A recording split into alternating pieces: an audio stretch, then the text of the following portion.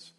And so the complexities of pressurizing those propellants in high-performance turbopumps that have to be very lightweight, of cooling those materials with regenerative channels so that they don't melt, this is a very challenging thing to do. And then, so designing the engine is hard, and then manufacturing it is hard. But obviously, I know what's happening, we are listening in, but we are not leading it. This is really led by the French and the British with the Americans. Okay, staying in the second row, third one in. Good morning, Secretary General. My name is Ruslana Bryanska, Громадське Radio Kyiv.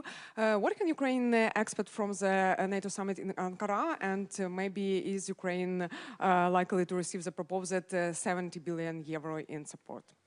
Well, you already saw some very positive, I think, statements coming out of the G7 yesterday. I think also what the G7 agreed on Ukraine was extremely important, and let's welcome that. I at least would very much welcome what the leaders agreed on. And when it comes to Ankara, but also the defense ministers tomorrow, we'll focus particularly, of course, on what Ukraine needs to maintain the fight. And that is all the crucial flow of equipment into Ukraine. That's coming from Europeans, but also this flow of essential stuff which only the US is able to provide. For example, the interceptors for the Patriot systems, which are so crucial to defend your cities and your crucial infrastructure. And there is a big commitment on the US side, on the American, on the European side, to keep that flow going, to make sure the money is there. This is this famous Pearl program. We will have now the Ukraine support loan on the EU side kicking into gear, so that will help. I'm not going to give you numbers at this moment, but I'm pretty confident that collectively we'll make sure you have what you need as far as the Europeans and Americans can help to defend yourself. All right, fourth row in the very center.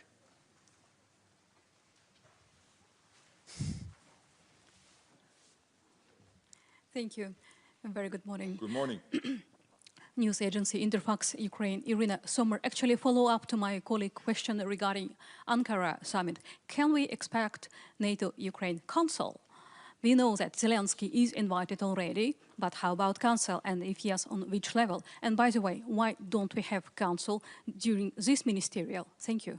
Yes, well, during this ministerial, we already have a Ukraine Defense Contract Group meeting. We also have an NPG, so a Nuclear Planning Group meeting, so the program is already packed. And we had a NATO-Ukraine Council in Kyiv only 2 weeks ago at the level of the ambassadors, which was a very, which was an impressive visit with the Ukrainian president being there and addressing all the questions and issues ambassadors raised. It was a moving experience to have that meeting in the presidential palace in Kyiv. We assume for the Ukrainian president during the NATO summit to have a program similar to what we had last year in The Hague. So many meetings, but no sit down with all the 32 leaders, because we will have one session with the 32, which is at the level of the 32. Okay, coming here, third row, Lithuanian public broadcaster. Thank you. Good morning. Milda Vilkanskita from Lithuanian Public Broadcaster. I have a short follow-up what my colleague from Politico asked about spendings. We heard Czechia's Prime Minister Babiš saying that his country will miss 2% this year, but he don't see here any problem because he's in a good relationship with Donald Trump. So I want to ask you, do you think it is enough to have good relationship with Donald Trump not to reach what agreed? And I have a question on nuclear deterrence. We know that already 9 countries joined France's initiative of nuclear umbrella. Would you say that this initiative is an ambition to one day be able to replace United States with nuclear weapon, or it could be as addition to what we have already? Thank you. Well, that's not the ambition of the French initiative. So I very much welcome the French initiative. It creates an additional strategic dilemma to the Russians. But it's not to replace the nuclear umbrella from the United States, which is the ultimate guarantor of our freedom in Europe. So that will stay in place. but the French nuclear capability, of course, being important, not being formally part of the NPT process, because the French have decided to stay out of that. But of course, we regularly update, we know what's happening, and this latest initiative by the French president, I think, is welcomed by all the countries involved, including the United States. And also the French made clear this has nothing to do with replacing the US nuclear umbrella. When it comes to your first question, without commenting on individual leaders, I have a very good relationship with Andrej Babiš. We know each other for many years. And I know that the Czech Republic is as committed as everyone to what we decided in The Hague. Czechia did not reach the 2% last year, but I know that the Czech government is working very hard to make sure that when it comes to a credible trajectory, it will be there. Okay, we're going to go to the back now. Thanks a lot, Thomas Kutschka with Frankfurt Allgemeine Zeitung. I'm up here. Yes, hi. Yes, hi. A question on deprecision strikes. It appears that with the US decommitments to the NATO force model, this issue becomes front and center now of discussions among member states. Yet, 2 years ago in Washington, an initiative was already started by 4 countries, meanwhile 6. So far, we have seen nothing concrete from that. ELSA, it was called. So I'm wondering, does it need more steering from NATO? And what is your thinking about deprecision strike capabilities? How important is this, and what kind of capabilities does NATO need to develop, or European allies need to develop, to replace some of the US effects? Thank you for that question. When it comes to the NATO force model, I've seen some reporting on numbers and all that. As you know, we never comment on that, because we will never make our enemies wiser on what we are doing. So all that reporting, of course, that's the media.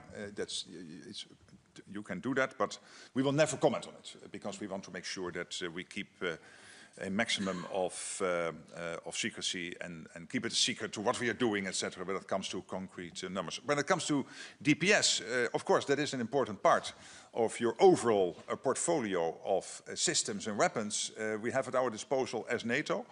And there's always, when it comes to all these systems, there is a division of labor, who is doing what. I know the ELSA initiative, I know what the previous US administration agreed with Germany. So of course we are looking very much into that, trying to, wherever we can be helpful, to participate in those discussions. But also there, I have to tell you that I have to do that with a little bit holding back on telling you everything we are doing, because also here, this news press conference, of course, might also be listened in by the people to whom this might be directed, if necessary, when we have to defend ourselves.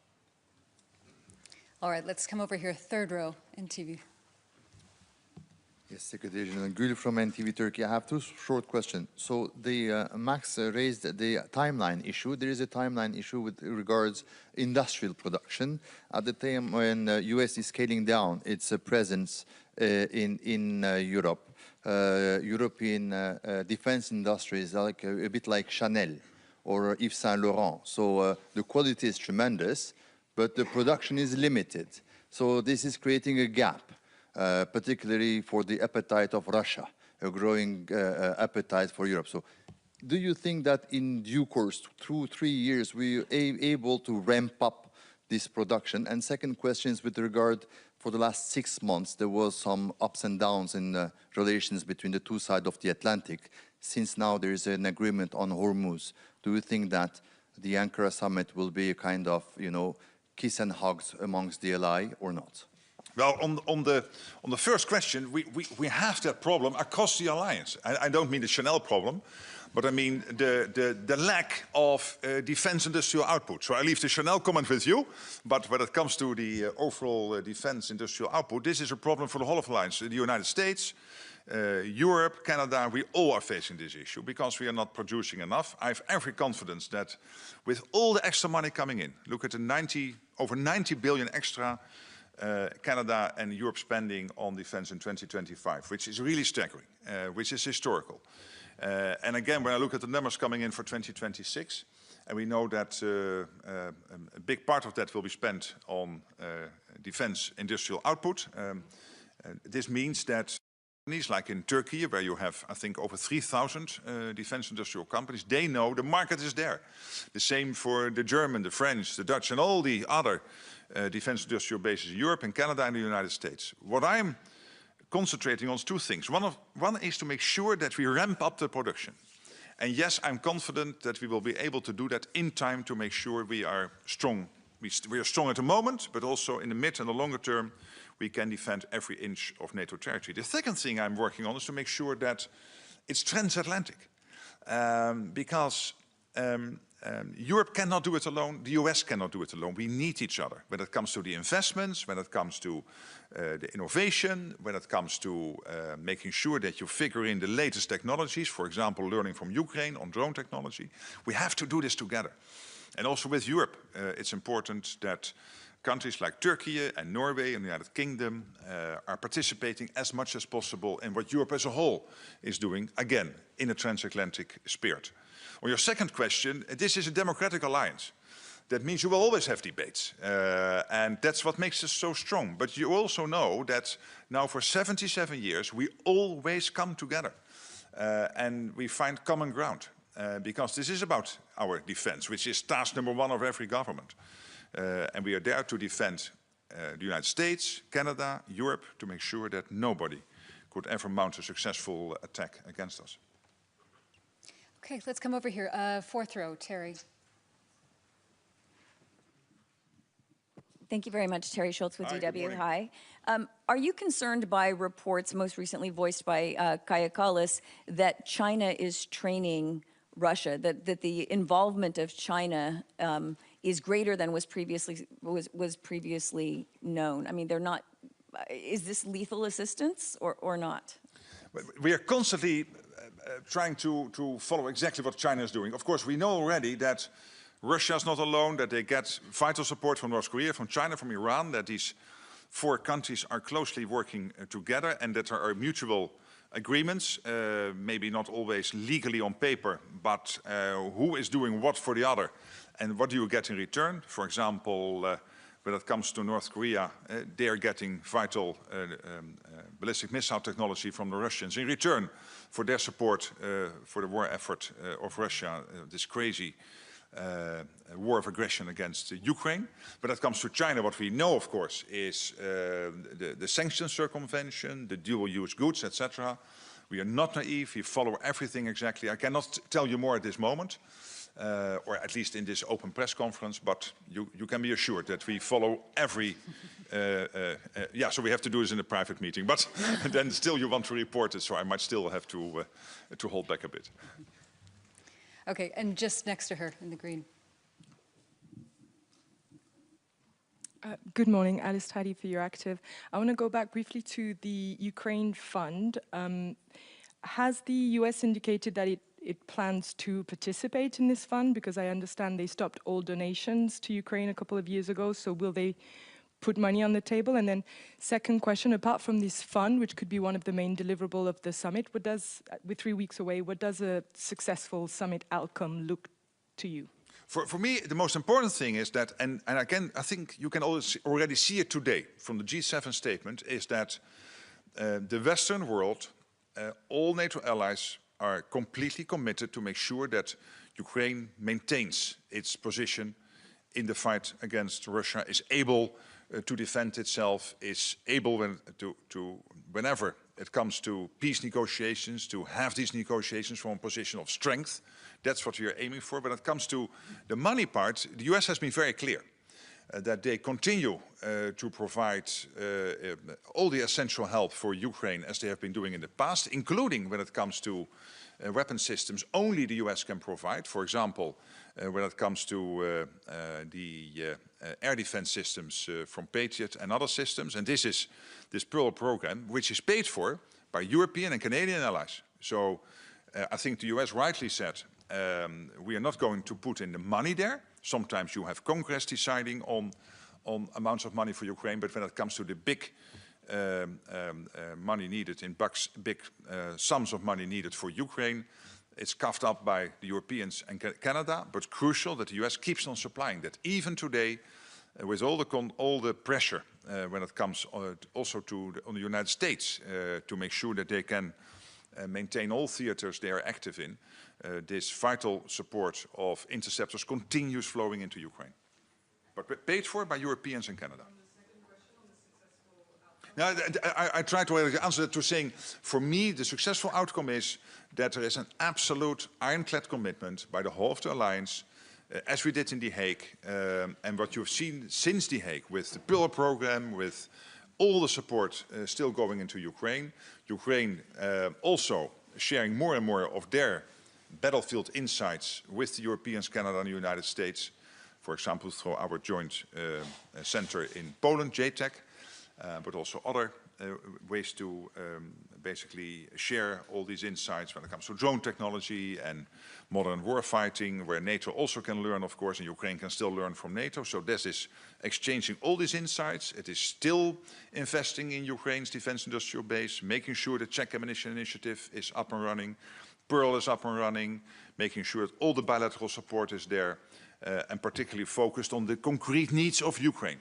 So not just on what countries might be able to provide, but really reacting to and acting on the concrete demands from Ukraine when it comes to what they need to stay strong. Coming over here, second row, Deutsche Welle.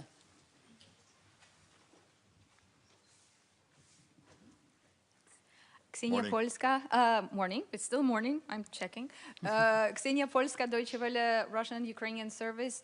Secretary General, considering the need for the European allies to take over more responsibility from the United States and invest more in their own defense, how do you make sure this does not compete with continuous military support to Ukraine? It doesn't, to be honest. I think we can do it. It has to be end-end, and everybody realizes that. On the one hand, we have to make sure that the support for Ukraine is there in terms of the money needed to get the weapon systems, to make sure we produce them on time if we do not have them in our stockpiles. But at the same time, making sure that we build up as rapidly as possible our own. I think, are you from Poland yourself? No, I'm from Ukraine. You're from Ukraine? Yes. But I think, well, Ukraine, of course, is a case in point that you, under immense pressure of a full war effort, where so many Ukrainians are paying the ultimate price, that you were able to maintain the country in that fight against an adversary which is much bigger.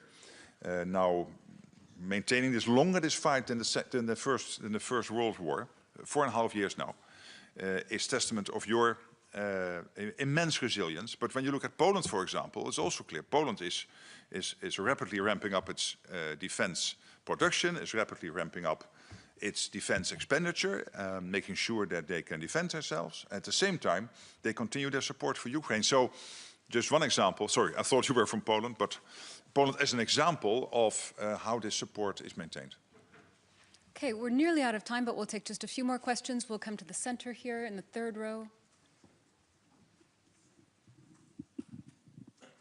Hi, good morning. I insist it's morning.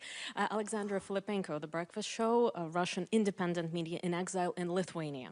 So Ukraine is now successfully striking deep inside Russia thanks to its own technologies.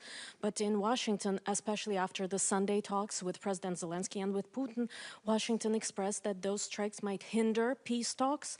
What does NATO want? To Ukraine to continue the pressure or to hold back for those talks? Well, let's start with answering the question why Ukraine is doing this. This is because Ukraine, on the 23rd, 24th of February 2022, was confronted with a Russia which started a full-scale invasion. Of course, after already in 2014 starting the war with capturing Crimea. And this was unprovoked, totally reckless. And of course, Ukraine has to defend itself. This is what we all think and find and do, and try Ukraine to help with. And I think the G7 statement yesterday, signed by all the heads of state and government present in this beautiful French town, is very clear on this. So maybe I can just refer to the statement. And I think it gives you the clarity that we agree on this, that we have to make sure that Ukraine has what it needs to stay strong. All right, fourth row over here. Good day, Lana Gidošević from Blitz Television from Serbia. Morning.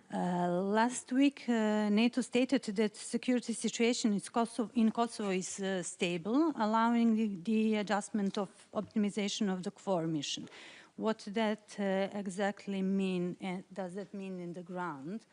And what the situation is going to look like, especially if we speak about Serbian minority in North Kosovo?